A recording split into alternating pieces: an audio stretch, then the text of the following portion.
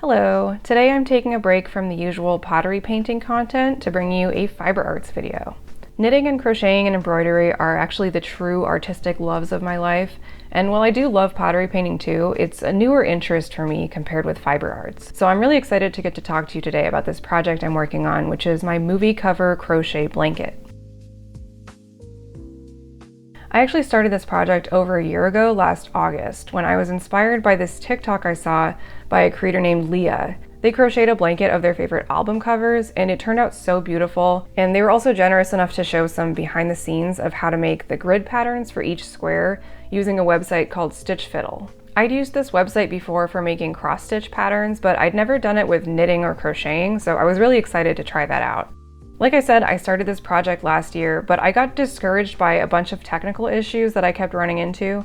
So for the first part of this video, I'm going to walk you through everything that I did wrong and why it didn't work, and then show you what I'm doing differently going forward. My goal is for these videos to be accessible to people who aren't familiar with whatever art form that I'm doing, whether it's knitting or crocheting or pottery, but also still hopefully provide information for people who do those things so that you can avoid my mistakes if you want to do a similar project on your own. So I decided to do movie covers instead of music albums for mine because my husband and I are just really into movies, and I love the idea of having a blanket of all our favorite movies to hang up on the wall. And the other thing I decided to do differently from Leah was to try knitting mine instead of crocheting it. This was my first mistake, and this was really just because I prefer the way knitted fabrics look. I don't really know why, they just look more cozy to me somehow with these little V-shaped stitches. So I tried out Leah's method first, where you just pull the photo directly into Stitch Fiddle. It automatically pixelates it for you, and then you can tweak the image as needed. But I was finding it wasn't giving me the results I wanted. I was having trouble getting it to simplify down the colors in a way that looked good to me. And when I tried to redraw things in Stitch Fiddle, it was really frustrating and difficult because the interface isn't really built for drawing in. It's more for just making small edits. So I decided instead to first draw an original pixel art interpretation of the movie cover in a pixel art program called Pixaki, which I have on my iPad. And then after making that pixel art movie cover, I pulled that image into Stitch Fiddle to turn it into a knitting pattern. And that step is necessary, the Stitch Fiddle part still, because knitted stitches are rectangular shaped rather than square. So you can't directly translate a pixel art design into a knitted design without it distorting the image. It's kind of like if you take a picture in Photoshop and you stretch it in just one direction. If I took this square pixel art design and knitted it with one stitch per pixel, I would end up with a squashed looking rectangular piece of knitting rather than a square one. But Stitch Fiddle is great because it takes those stitch proportions into account, so it spits out a pattern that will be the correct aspect ratio. I did still have to fuss with the patterns a bit in Stitch Fiddle after they adjusted my designs to be knittable, and sometimes it adjusts things in a way that's unexpected or frustrating, but it was still a lot easier than trying to edit the whole thing in this program from the beginning. So the first square I knitted was for the movie Akira, which I actually think turned out pretty cool, but I used way too many different colors in it, and having to swap colors all the time made it really difficult to keep my tension even. Tension in knitting and crochet just means how loosely or tightly you're pulling the yarn, and generally you just want it to be consistent across the piece so that it will lay flat and not bunch up or get distorted. And you can see in this one, it's getting really bunched up in the middle. That's because my tension is off. Every time I swapped colors, I was knotting them tightly in the back to make sure they didn't unravel, and it made some parts of the square just really tight, and it caused the whole thing to look kind of deformed. I also wasn't sure at this point in the process whether I wanted to go with a more simplified pixel art style where I just fully reinterpret the movie cover and take a lot of artistic license with it, or whether I wanted it to look as close to the original cover as possible, just more pixelated. The motorcycle image here is fairly close to the original, just a pixelated version, but it's really hard to visually read. If you don't know it's a motorcycle, you can't really tell that's what it is. And I decided I didn't like that look so much, so for the future designs, I planned to prioritize having the image be readable over having it be as closely identical as possible to the original. And I also made a note to myself to use as few colors as I could possibly get away with. That way it's easier to knit without messing up my tension. For the next square I knitted, I incorporated both of those lessons, and as you can see, it's a much simpler design. It's for the movie Bad Ben, and I was a lot happier with how this one turned out. It took a lot more work up front to translate the photo of the movie cover into pixel art, but that was absolutely worth it when it came to how much more readable the final knitted image was. It was also a lot easier to avoid tension issues in this one because the design just has so few colors, so I wasn't having to change colors as often. For the third square, I did this Silence of the Lambs movie cover. This time I tried a different technique called duplicate stitch, which is where you knit the piece first and then you sort of embroider fake knitted stitches on top of it to add the colors where you want them. So you can see in this picture, I knitted the moth in just black and white, and then I started embroidering these dark red stitches over the top of the white stitches that were already part of the piece. And this is what it looks like somewhat more complete. You can see I've added color to everything except the yellow part of the left eye. And then here's what it looks like after all of the colors are done. I thought this turned out pretty okay, but I was still having tension issues just from changing between black and white and gray. You can see these areas here are getting kind of distorted. I think these tension issues would be improved by blocking the piece, which is where you get it all wet afterward and then you pin it down so that it dries nice and flat. But I don't think it would fix all of the issues. There's just too many little spots that are just way too tight. So the fourth square I knitted was for the movie Clueless, and I was using the duplicate stitch technique for this again, the one where you embroider over your knitted stitches, and it was just taking so long. It was really difficult to try to figure out where to put each stitch. You know, it's all knitted already and I'm kind of squinting at this grid to try to figure out where I need to put each different color.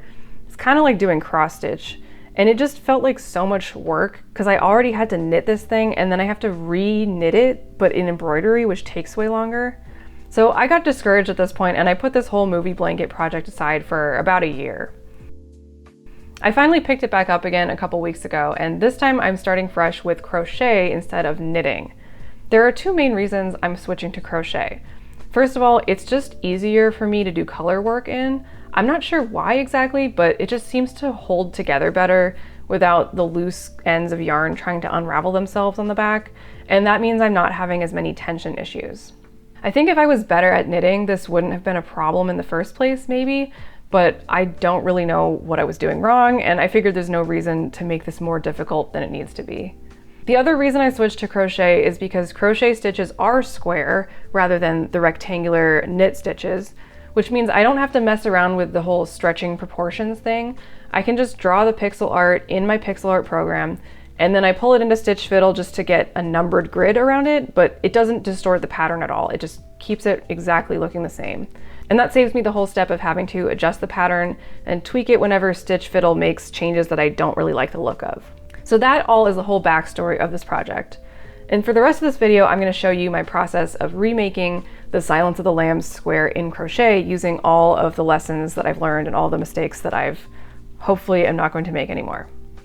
So here's the pattern I started out with. It's the exact same pixel art that I used for my knitted square about a year ago. So I pulled that image into Stitch Fiddle, I selected the crochet pattern option, and then I let it spit out the pattern for me.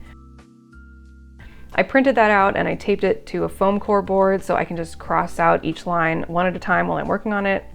Stitch Fiddle actually has a built-in tracker for this where it'll highlight which row that you're on, but I find it's just so much easier for me to work from a piece of paper than a screen, and I like being able to make notes to myself too about what hook size I used and so on. So you can see the pattern from the previous project that I was working on. It's still taped to my board here.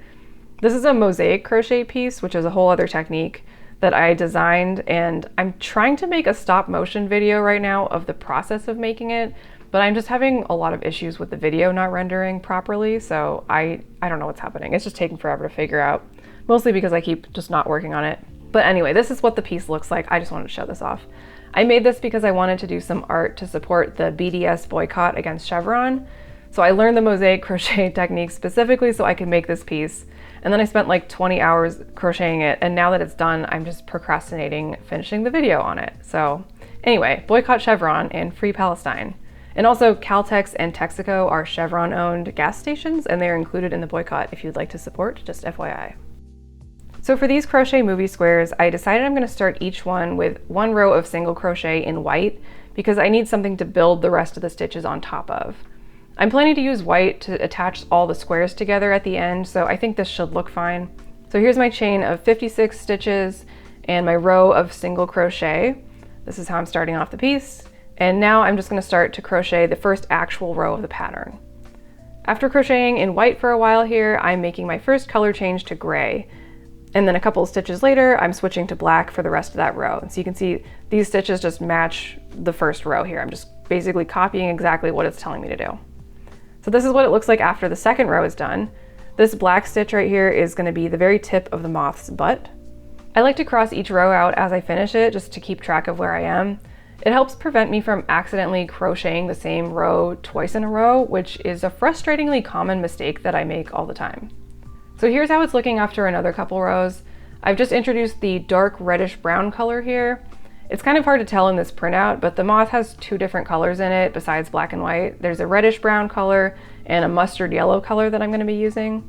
I end up printing a different version that's easier to read a little bit later, so just bear with me until then. Here you can see I've done a couple stitches of that yellow tan color, and this is what it looks like on the back so far. It's kind of a tangled mess already, I know, and I'm just barely getting started here, but I think this is just how it goes with color work, at least how it goes when I do color work. It just requires a lot of patience for untangling strings. Here's a little peek at my setup, by the way. Because I'm working with 5 or more yarn balls at a time, I just keep them in this bin to stop them from rolling away. Now it's starting to actually look like a moth, and then here we have that skull shape starting to appear.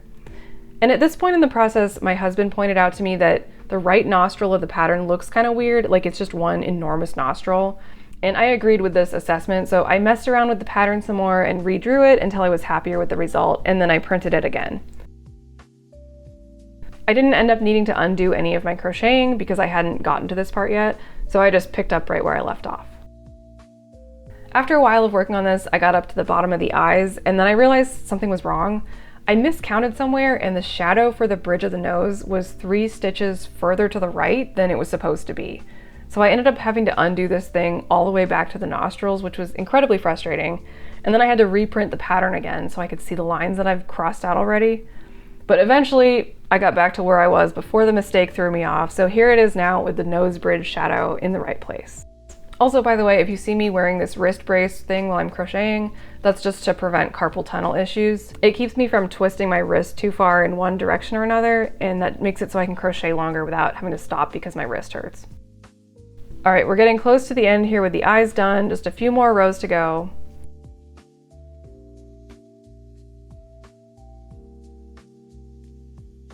And this is what it looks like all done with 2 rows of single crochet in white at the top to match what I did on the bottom.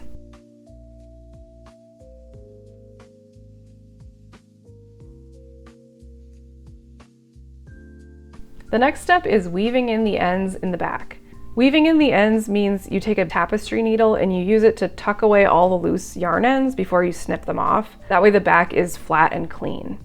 Is this step necessary if I'm just going to be hanging the blanket up on the wall? Absolutely not. However, I'm doing it anyway because I'm one of those weird people who actually kind of enjoys weaving in ends. I just think it's very relaxing. I like that I don't have to think about it. I can zone out while I'm watching TV and do it. But this piece has a stupid amount of ends to weave in, especially for this moth part, enough that it's annoying even for me. So I'm gonna try to reduce the number in future pieces by carrying the yarn over the back more and cutting my ends off not as often. If that part doesn't make any sense to you, don't worry. I'll explain it if it comes up again. It's just not super relevant, and I feel like this video has already gotten very technical. So here's the back after all the ends are woven in. So satisfying. Now it's time to rinse and block the piece to make it a nice even square and fix some of the tension issues because I was still having tension issues. That's just life. You can have tension issues. So I just get this thing fully soaked with cold water and I squeeze out as much as I can. And then I arrange it on this blocking mat. It's just like a foam mat with some pin combs in it. And I smush it around and stretch it however I need to until it's looking the way that I want it to look. And I leave it a couple days. It takes a little while to dry off completely. And here it is after the blocking process is done. I'm really happy with how this turned out. The whole process was so much easier than last time when I tried to knit it, and I'm feeling a lot more prepared to tackle the rest of the squares now. I'm hoping to make a little series of working on the different squares that I do, so let me know if that's something you're interested in seeing. I just think it's really cool to see it go from a movie cover to a pixel art to a piece of fabric that you can hold in real life. It's very satisfying for me, so hopefully you feel the same way.